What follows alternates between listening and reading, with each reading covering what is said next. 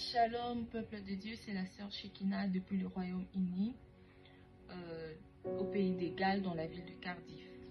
Si je viens devant vous aujourd'hui, c'est pour rendre grâce à Dieu et témoigner ce qu'il a fait dans ma vie. J'aimerais partager ça avec vous pour vous montrer à quel point Dieu il existe et il continue à opérer des miracles.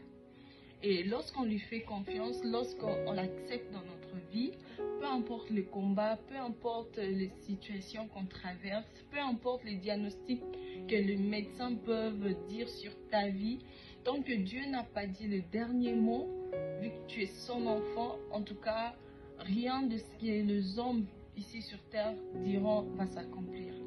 Et c'est ce que j'ai vécu dans ma vie.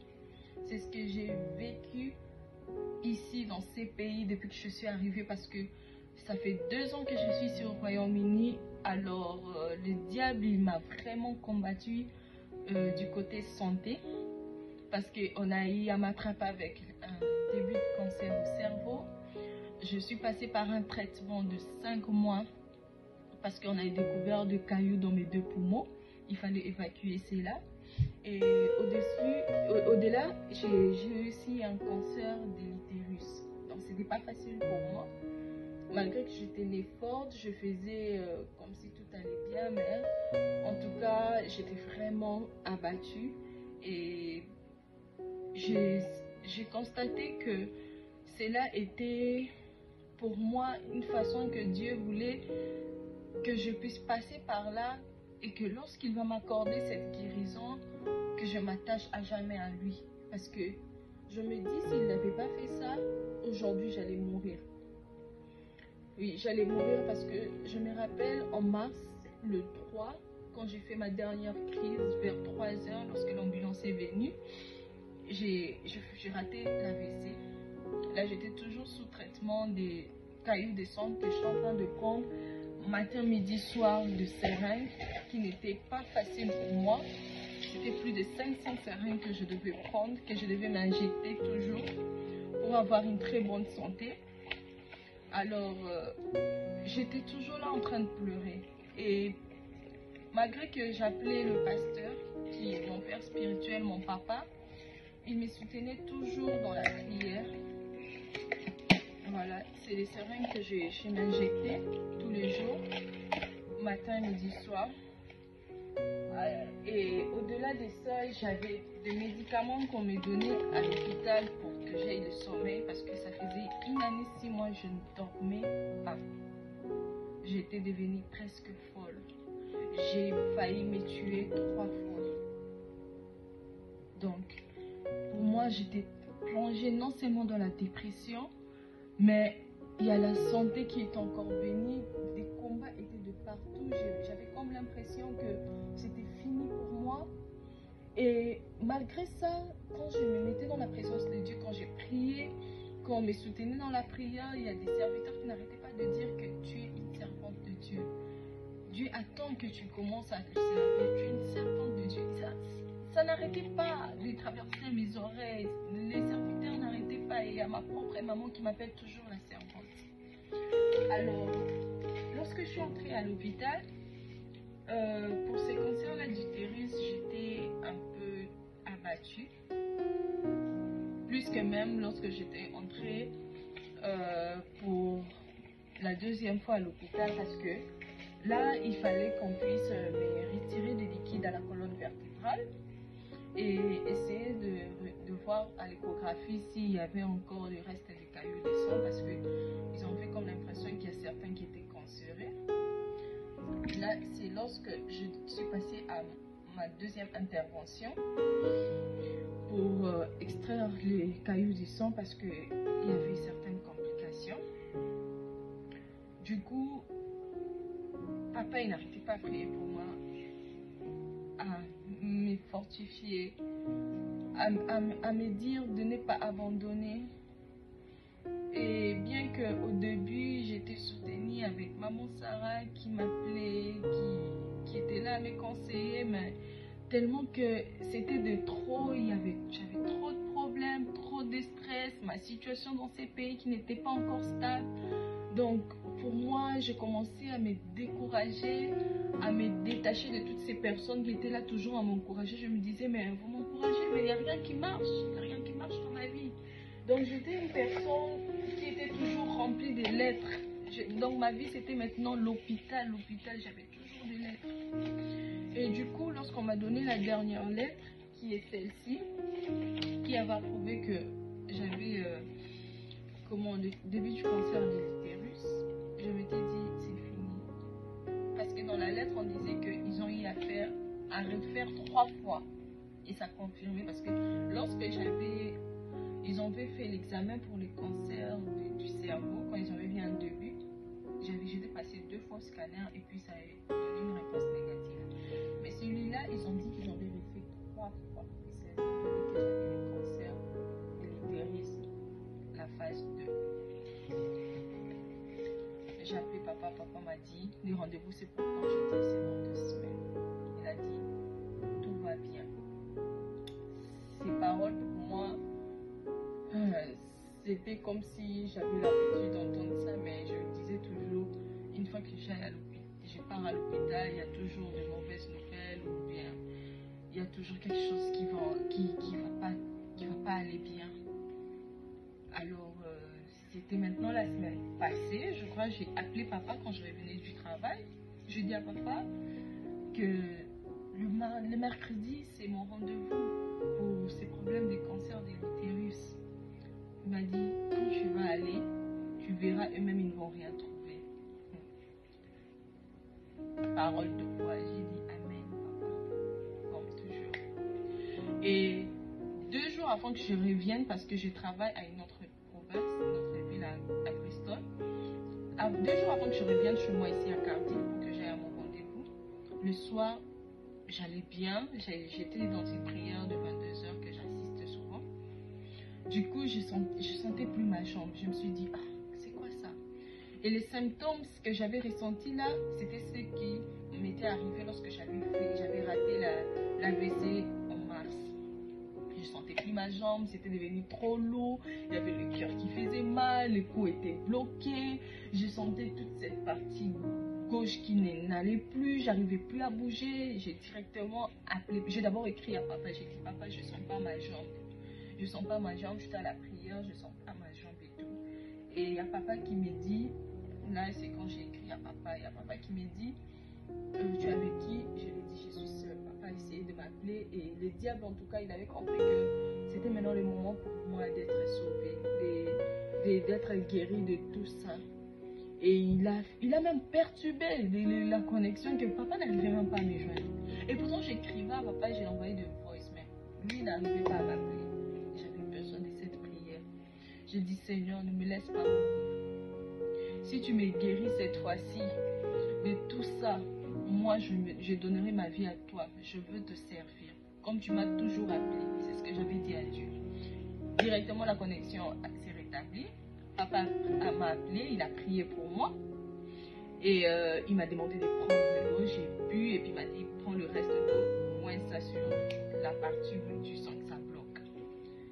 J'ai fait ça et même pas 2 minutes, je n'ai plus senti cette douleur-là. J'étais vraiment en forme à un point que le lendemain, je travaillais vraiment avec vivacité, avec tout courage. Et après, j'ai pris mon bus pour revenir ici à Cardiff pour mon rendez-vous. Et aujourd'hui, je suis arrivée à mon rendez-vous. Si je devais passer à 8h45, je suis arrivée à 7h.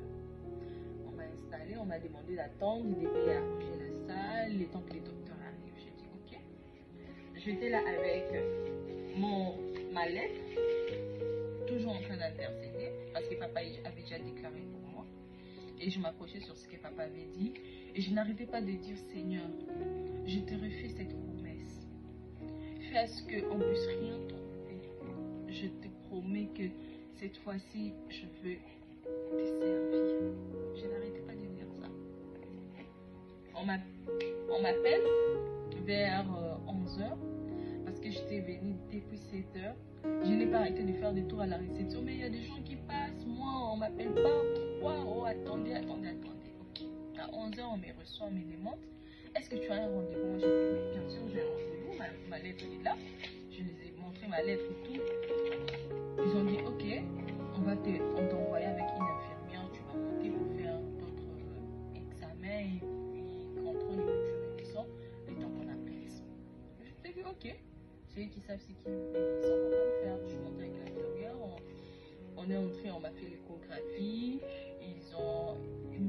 examiner pour voir à l'intérieur là de l'utérus et tout, comment ça se passe. Ils ont fait entrer les tuyaux, tout ça.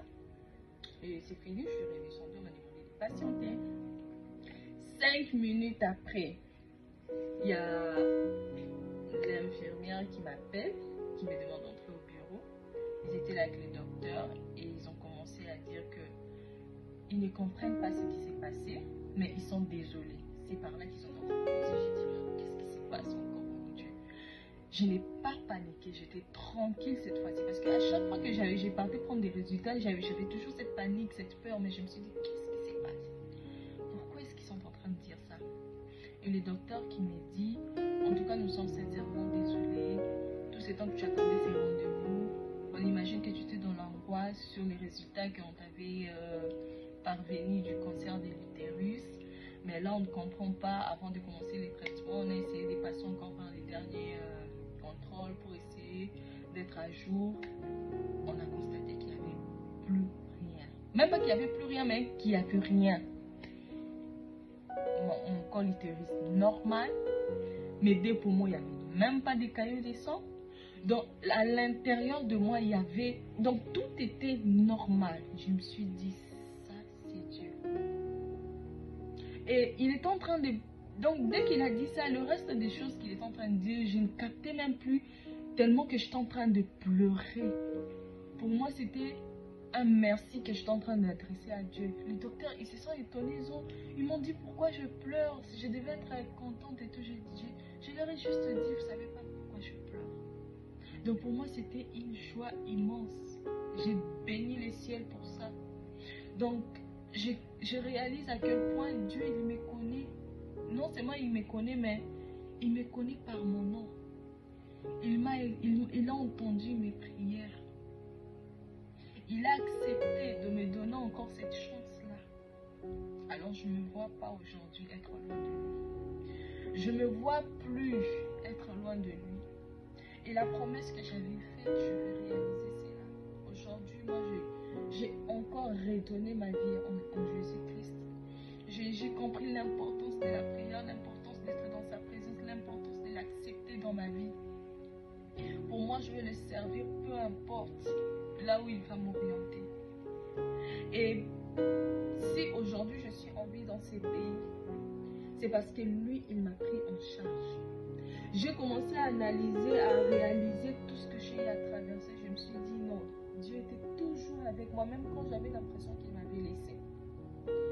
Donc, j'ai senti un soulagement en moi que cette douleur, cette peine-là que j'avais, je ne la sentais plus. Non, Dieu, il est merveilleux. Il est merveilleux à un point que... Non, c'est quelque chose de... Je ne sais même pas comment expliquer, mais je rends grâce à Dieu. Et je dis merci beaucoup à maman Sarah, à papa Manassé, de toujours être là pour moi. Pour moi, c'est une grâce d'avoir ces personnes dans ma vie. Ils ne sont pas seulement comme des parents. Pour moi, je les prends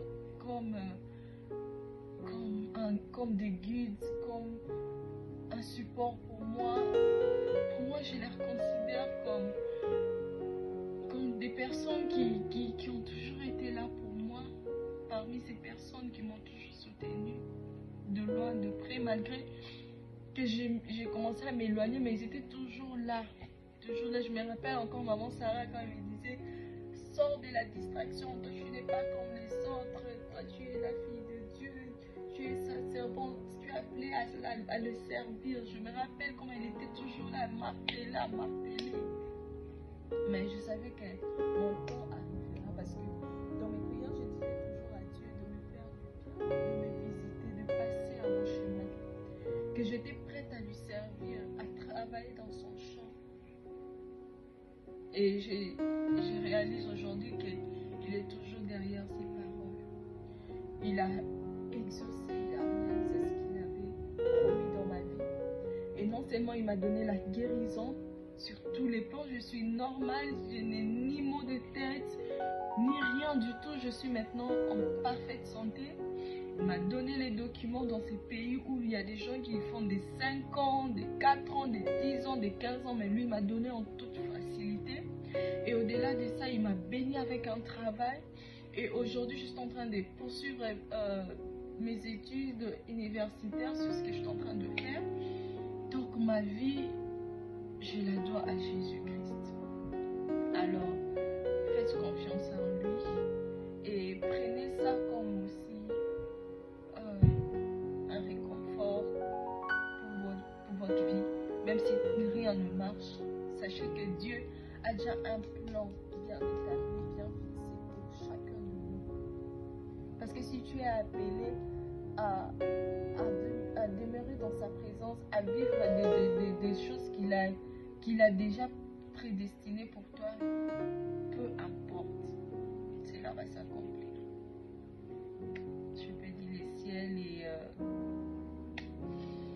voilà ce que je peux